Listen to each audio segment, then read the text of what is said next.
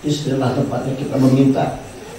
Manis sejenak, kita raba dada kita koreksi diri kita. Di dalam Al-Quran dikatakan iqtaraba linnasi hisabuhum wa hum fi ghaflatin muridun.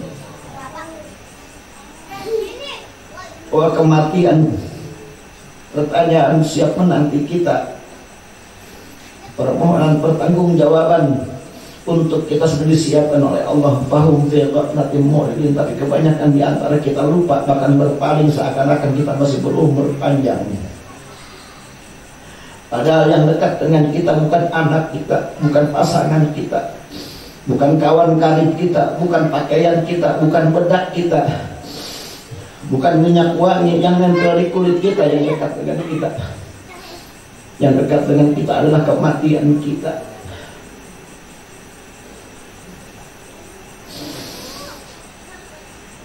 Rasulullah SAW Sayyidul Anbiya wal Mursalin,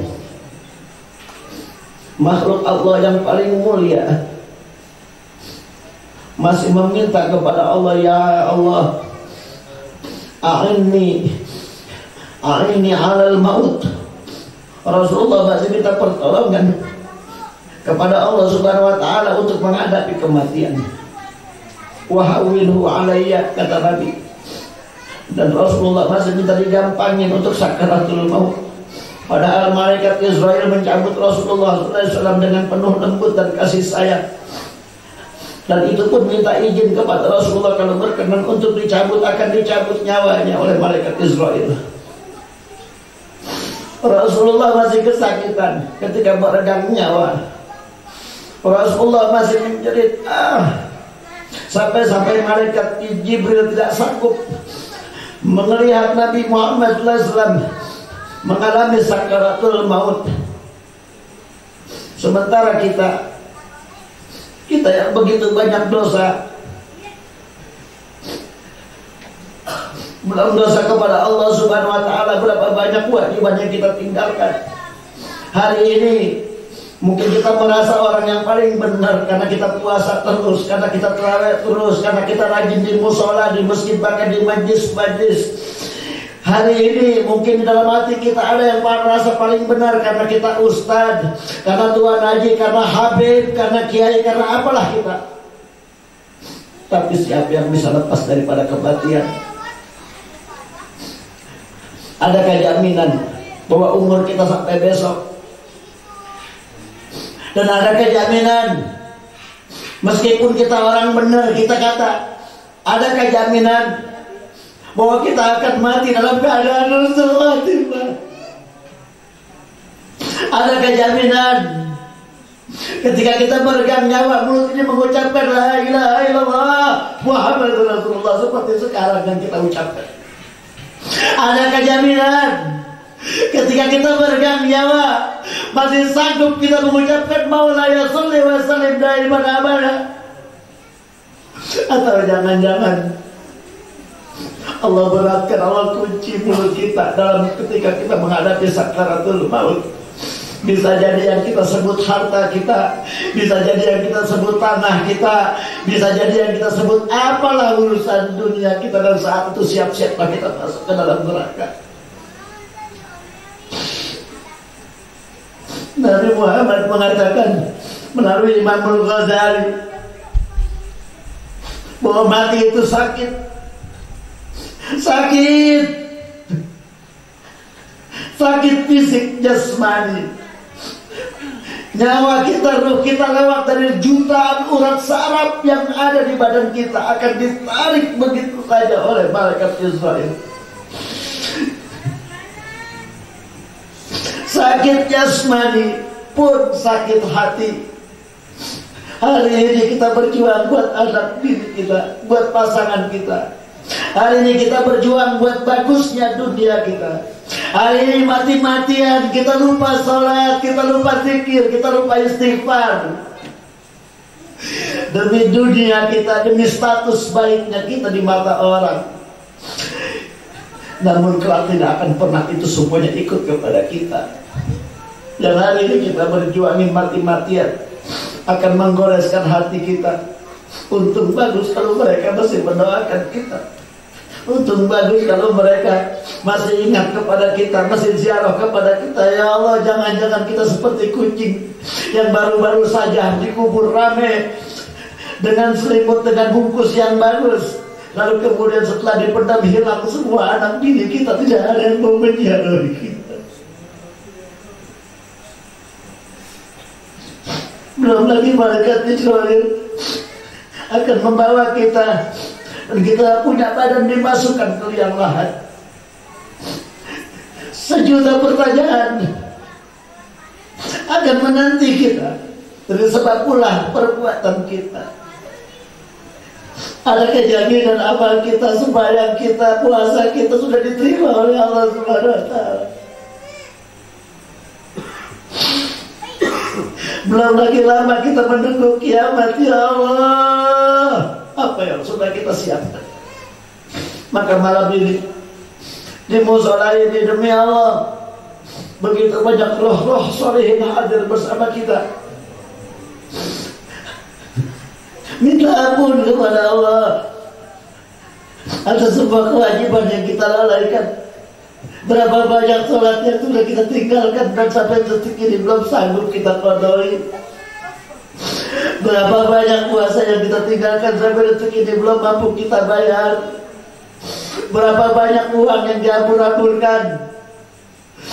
Saat meminta kita betul-betul munajat kepada Allah, kalau saya dapat uang sekian, saya akan ibadah, saya akan begini. Maka setelah dapat, kita pakai untuk bermaksiat. Dan kita lupa bersyukur kepada Allah Subhanahu wa Ta'ala. Berapa banyak kita melupakan sholawat. Satu-satunya alamat tempat bersandar kita makhluk adalah Rasulullah SAW. Kita berharap syafaatnya Rasulullah dari segala azab, dari segala sakitnya sakaratul maut, dari pedihnya sakaratul maut, dari gentar gemetarnya kita menghadapi malaikat Munkar dan Nakir. Kita hanya berharap syafaatnya Rasulullah. Belum lagi digiring kita dari padang mahsyar, sebelum kita digiring dibangkitkan. Berapa banyak yang akan menemani kita di alam kubur. Amal kita kata ular saja yang menemani kita, atau belatung saja yang menemani kita. Menderita merana kita sendirian tanpa syafaatnya Rasulullah Sallallahu Alaihi Wasallam. Sakit kita tanpa ditengok oleh Rasulullah Sallallahu Alaihi Wasallam. Kita mohon kepada Allah, mudah-mudahan kita semua dapat syafaat. Meskipun dalam baca salawat kita banyak kosong hati kita, tidak ada kerinduan kepada Rasulullah, tidak ada ta'zim kepada Rasulullah, tidak ada memuliakan kepada Rasulullah. Tidak pernah kita meminta kepada Allah dalam doa-doa kita untuk bisa bertemu dalam mimpi sejenak saja bisa menatap Rasulullah. Yang kita minta adalah urusan kita beres, obyekan kita menuduh, urusan anak-anak kita beres. Ya Allah, anak kita bakal ninggalin kita.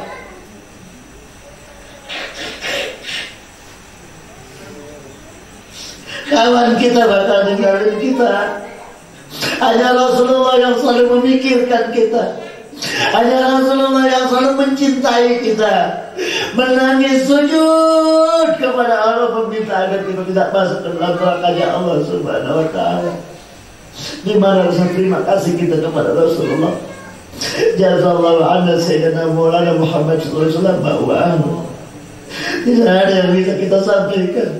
Belum lagi dosa kita kepada orang tua kita. Ya Allah, cuma bangka kayak gini, belum bisa membahagiakan orang tua. Warisan dikasih, apapun diberi, sekolah dibiayain, kawin pun kita dikawinin, bahkan rame, begitu rame apa mau kita. Sampai detik ini sekedar Fatihah saja, sekedar Rabbil wali daya warhamu maka manobaya disabiro saja kita baca hanya pada saat kita di majlis, dan amin saja bisanya kita. Pernahkah tengah malam kita menangis memohon ampun untuk orang tua kita? Ridho walidain, satu nabi satu walidain. Anda yang mengaku ustaz, wahai Anda yang menganggap dirinya udah bersih, pernahkah tengah malam kita sujud kepada Allah, hadir raja ibu bapak kita, berapa banyak luka yang kita tanam dalam hatinya, berapa banyak air mata yang kita alirkan sebab ulah dan kepengenan kita. Lantas kita sombong bertentang di hadapan banyak orang bahwa kita lah orang benar, kita lah ustaz, kita lah kiai Khairuddin. Berdusta besar kita ini. Pembohong. Untuk Rabbi firman dan jawab Abu Bakar Barabah hisab kilo 100 saja kita tidak sanggup. Sedangkan untuk memberikan kita ribuan, ngangkul kita kemana-mana. Padahal kita bukan siapa-siapa tanpa ibu kita, tanpa bapak kita yang kita bilang buta huruf, gak goblok, gak apa, tidak ngaji, tidak pernah sekolah. Mari sama-sama kita mohon ampun kepada Allah. Ya Allah, jangan sampai kita digariskan anak-anak yang durhaka. Jangan sampai kita masuk dalam golongan orang yang ditolak ibadahnya sebab kita durhaka dan menyakiti orang tua kita. Terlebih orang tua kita sudah tidak ada. Ya Allah, dari alam kuburnya dia menangis melihat kita tidak benar, bahkan melupakan dirinya.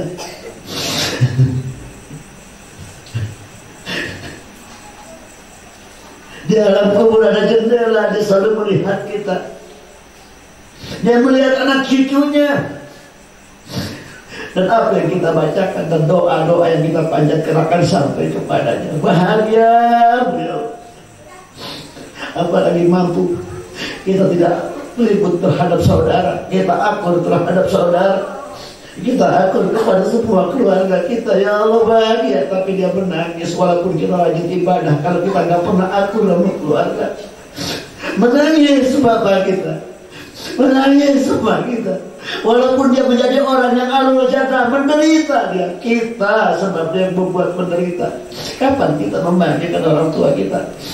Di dunia udahlah nggak mampu kita bahagiakan, masa di alam kubur masih juga kita menyakiti? Mari kita niatkan betul-betul minta ampun kepada Allah dan taubatan nasuha. Mari kita rubah semua sikap kita. Ini bulan yang mulia, bulan Ramadan, bulan kesempatan kita. Belum tentu tahun depan kita menemukan Ramadan. Bisa jadi Ramadan tahun depan kita udah dikubur, tinggal nisan kita saja. Persiapkan mati kita, mohon ampun kepada Allah atas dosa kepada Allah, dosa kepada Nabi, dosa kepada kedua orang tua kita, belum lagi dosa kepada anak.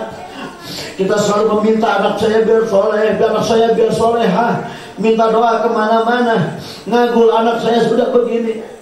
Tapi sungguh demi Allah, demi Rasulullah, anak itu pun akan menjadi sandungan buat kita daripada mati dalam keadaan husnul khotimah. Kalau kita tidak jelas-jelas mendidik dan mendudukkan dia di gerbangnya Allah dan Rasulnya.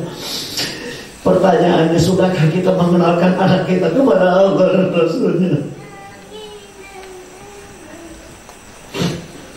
Berapa banyak Fatihah kita kirimkan buat anak-anak kita sepanjang malam agar ia betul-betul dibimbing oleh Allah dan ada guru-guru yang hendak mengakui dia sebagai muridnya. Dan berapa banyak terima kasih kita kepada guru-gurunya. Kita nggak sanggup mendidik anak cucu kita, tapi berapa banyak doa yang kita panjatkan agar anak cucu kita dapat pembimbingan mengenal Allah dan Rasulnya.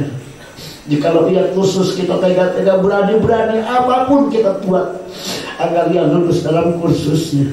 Sementara untuk kenal Allah dan Rasulnya, mana perjuangan kita? Maka di sini mari sama-sama minta ampun kepada Allah Subhanahu wa Ta'ala. Dan mudah-mudahan Allah berikan pertolongan kepada kita agar kita benar-benar taubat nasuha, tidak lagi mengulangi, tidak lagi menyakiti orang tua kita. Jangan kita anggap orang tua kita mati kayu. Hari ini kita anggap orang tua kita mati kayu, besok kita mati, anak kita pun akan menganggap kita mati kayu. Hari ini apa yang kita lakukan kepada orang tua kita, besok anak kita akan membalas kita sama dengan itu pula. Kita takut mati anak kita, nggak ada yang bacakan kita Al-Quran.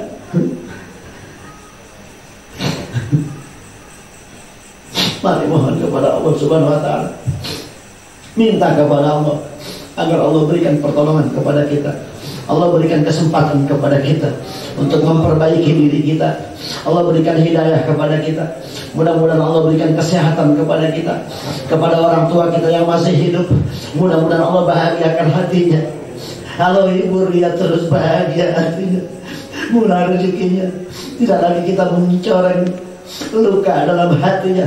Dan untuk anak-anak kita, mudah-mudahan kita titipkan anak kita kepada Allah Subhanahu wa taala melalui tangan para ulama, melalui tangan para habaib, melalui tangan para ulama-ulama sufi. Mudah-mudahan Allah berikan taufik dan hidayah, dan jadilah ia anak yang dapat menolong kita ketika kita sakaratul maut. Dan wiridan kita dari mulai istighfar sampai kita habis baca burdah, mudah-mudahan itu menjadi syafaat buat kita. Karena unsur muslimin adalah kalimat la ilaha illallah. Ketika sakaratul maut nanti la ilaha illallah akan datang kepada kita. Semua wiridan kita, sholawat kita akan datang kepada kita, menghibur kita, mengurangi sakit kita ketika meregang nyawa. Apa yang kita baca daripada burdah ini sangat mulia sekali. Mari kita minta dengan keberkahan burdah dan keberkahan di majlis. Mudah-mudahan Allah berikan sehat afiat kepada kita. Allah berikan panjang umur kepada kita, hingga kita mampu bermanfaat buat orang banyak. Dan mudah-mudahan sikap-sikap jelek yang selama ini, hari ini kita banggakan dan ditutupi oleh Allah Subhanahu wa taala segala aib kita. Mudah-mudahan Allah tetap hapus semua itu aib kita, dan tidak ada lagi yang membongkar aib kita. Mudah-mudahan kita semuanya diberikan ketetapan iman dan Islam, mati dalam keadaan husnul khatimah. Mari kita minta masing-masing.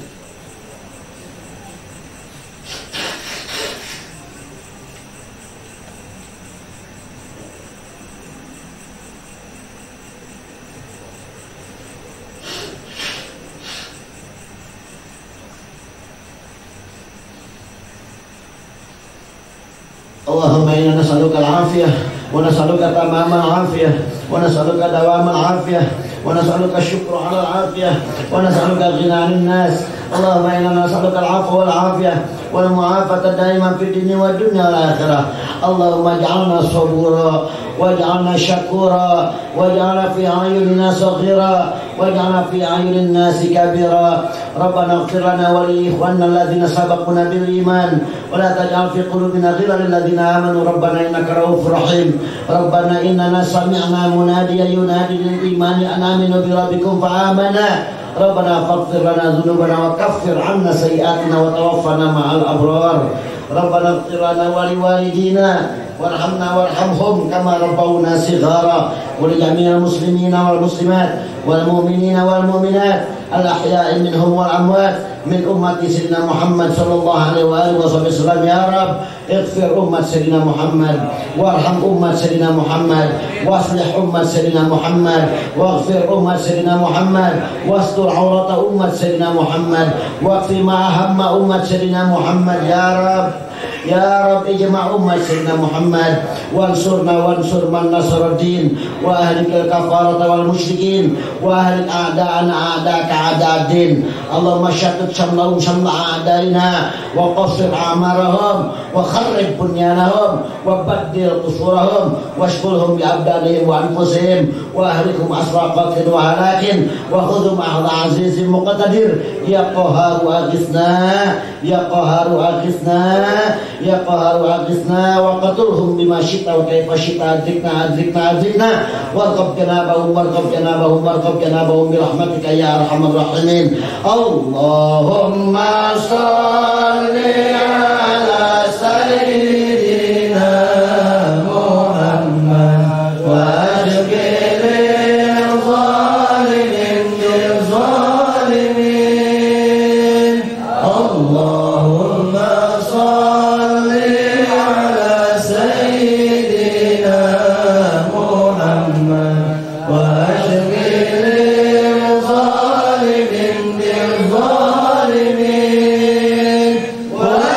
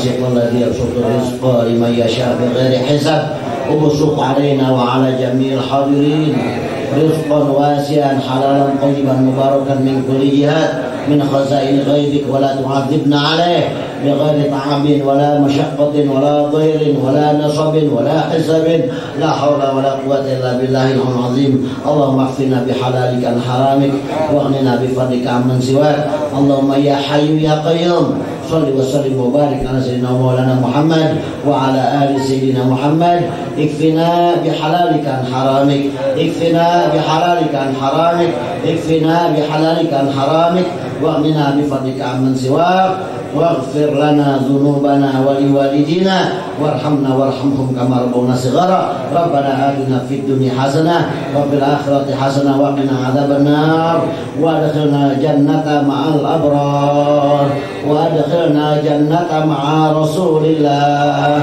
وادخلنا جنة مع أشهد أن لا إله إلا الله وأشهد أن محمدا رسول الله صلى الله عليه وآله وسلم كلمة حق علينا نحيا وعليها نموت وعليها بها نبعث إن شاء الله تعالى من الآمنين سالمين بكرامته وشرفه وعظمه سبحان ربك رب العزة عما يصفون وسلام على المرسلين والحمد لله رب العالمين سر القبول تمام كل سؤال ومأمول إلى حضرة الرسول صلى الله عليه وآله وسلم الفاتحة.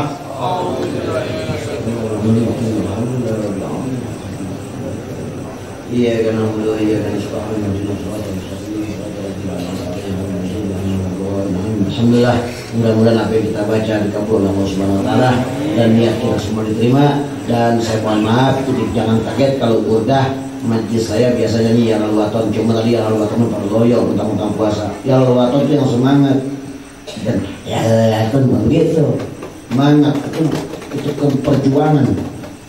Menyalawatan dengan sama dengan sholatullah, salamullah, semangat sama. Nah kita juga begitu, lagi zikir juga begitu. Jangan kita ini banyak orang, kita ini zikir la ilaha illallah, la ilaha, hanya hilang harokatnya, nggak boleh itu. Itu zikir, kelihatannya zikir tahlil, tapi itu bisa murtad itu. Jadi kalau zikir la ilaha illallah, hanya dibaca la ilaha, bukan la illallah, la ilaha. Nggak ada. Saya ketemu di mana ulama tidak ada yang ngaji, bukan yang kayak ngaji. Kan banyak sekarang ulama-ulamaan, ustad-ustadan ngaji kagak, nanya malu gengsi, kan dia ngikut bayar rekaman, ya kan, nyari berkat. Nah, la ilaha illallah begitu, bukan la illallah, la ilaha illallah. Itu hanya diputus, beda, tidak, bukan begitu. Kalau orang dibimbing baca tahlil itu tarekat namanya, ditalkin la ilaha illallah, hanya dibaca. Ada yang bacanya panjang lamaan la ilaha illallah, itu biasanya di kalangan alawiyah, habaib. Nah, jadi kita harus benar-benar, makanya belajar tahlil juga belajar. Jangan tahlil bisa tapi guru nggak pernah punya. Pernah belajar tahlil nggak? Ya kan banyak ustad deh, ya kan, belajar tahlil belum pernah. Pelajaran tahlil juga belum pernah nemuin di sekolahan, ya kan? Tapi hidup mimpin tahlil di masyarakat. Udah gitu pakai ngambek. Kalau ada yang dirobot marah, kalau berkata dikit marah, kalau amplopnya dikit ngamuk, kan dia. Ini ustad geblek yang begitu. Mudah-mudahan kita berubah semua ya. Belajar tahlil ada gurunya, tahlil ada penyusunnya. Itu kita udah kasih sanadnya semua. Dari saya sampai ke Sayyidina Syekh Abdul Qadir Al-Jilani, sampai Sayyidina Syekh Abdul Qadir Jilani. Nah itu tahlil yang biasa dipakai di kampung kita, di Betawi, di Jabodetabek. Ada lagi tahlilnya Habib Abdullah bin Ali Haddad, ada lagi tahlilnya Imam Syadzili, Syekh Abil Hasan Syadzili, ada lagi tahlilnya Habib Majid Al-Maghribi. Ini banyak tahlil, cuman sama. Awalnya pertama kulhu ila hadrat ila hadrat ila hadrat, kulhu ada kulhunya 3, ada yang kulhunya 150. Itu yang bagus loh. Orang kita kan kalau 3 itu bacanya cepet, kalau orang susah, ya kan? 3 itu kalau orang kaya yang orang susah harus separuh ya. Mudah-mudahan semuanya manfaat. Saya kurang lebihnya mohon tadi bukakan pintu maaf dari ini musola. Mudah-mudahan musola menjadi baik, dibuka dengan burdah. Mudah-mudahan siapa orang yang baca burdah 1 kali sama dia dengan namatin Dalailul Khairat 72 kali, kata Habib Syadzili. Baca Dalailul Khairat 1 kali butuh waktu 2 jam. Itu kalau lancar, kalau hafal. Nah kalau nggak hafal bisa 4 jam 1 buku. Ini kalau kita baca tadi Burda tuh, walaupun menyong-menyong hati kemana-mana, ada yang ngasih jembe, lapar banget gue belum makan dulu ya. Mama udahan besok sahur nih, jam segini aja ya. Tetap aja itu dapat pahalanya, dapat 72 kali namatin Dalailul. Dan siapa yang pernah namatin Dalailul Khairat sekali, insya Allah wajib syafaatnya Rasulullah SAW. Makanya kita mudah-mudahan mati kita senang semua, pulang dari sini semua di antara kita ada yang mimpi ketemu dengan Rasulullah SAW. Pulang dari sini yang lagi punya buat pakaian bocah, ya kan, mudah-mudahan dikasih rezeki yang banyak. Tapi jangan lupa, jangan bocah kita doang kita beliin berbagai macam jenis pakaian, baju, celana apa. Di samping kita, saudara kita ada yang susah apa kagak, ada anak yatim apa kagak, beliin. Insya Allah nggak bakal rugi kita ngasih anak yatim. Jangan pernah kita beliin anak kita dulu, kasih dulu anak yatim, nanti anak kita bakal berkah banyak, baju banyak. Kurang lebihnya sama maaf. Wassalamualaikum warahmatullahi wabarakatuh.